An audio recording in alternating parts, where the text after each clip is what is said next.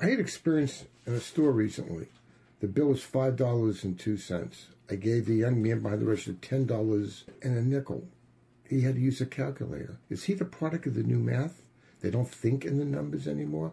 They're trying to do crazy calculators and simple methodology that made it more complex. Am I seeing something that's happening? Well, I see that myself all the time, that everything is done because now in a cash register, obviously it's more like a computer. They'll put in how much you paid and what the item is. And I see it myself that often cashiers cannot make change just through themselves. They have to do it through the machine. And it's pretty amazing. You have to wait for the calculation to go through.